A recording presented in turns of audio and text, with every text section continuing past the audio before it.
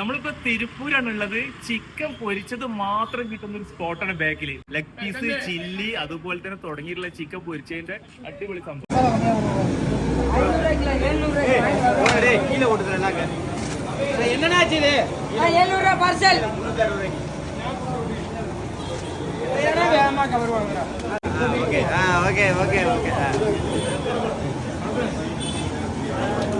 എടുത്തോ അപ്പോത്തിന്? അതാ ചൂടായിട്ട് നല്ല ഫ്രഷ് ആയിട്ട് പേരെന്ത്? സാധിക്ക് സ്ഥലയുടെ ഇവിടെ പുകിയൂര് മലപ്പുറം. ഇത് പെപ്പർ ചില്ലി 50 രൂപയ്ക്കാണ് ഒരു പ്ലേറ്റ്. അപ്പോൾ 1 കിലോക്ക് കൊടുക്കുക? കിലോ 100 ഗ്രാം, 50 ഗ്രാം, അര കിലോ, 1 കിലോ. 1 കിലോക്ക് എത്ര റേറ്റ്? 1 കിലോക്ക് പെപ്പർ ചില്ലി 300 രൂപ.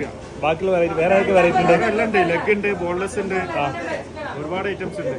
പിന്നെ ഈരല്, മറ്റേ പാർട്സ് ഉണ്ടല്ലോ നാട്ടിലെ പാർട്സ്, അതിനൂടെ ഈരല് പറയും.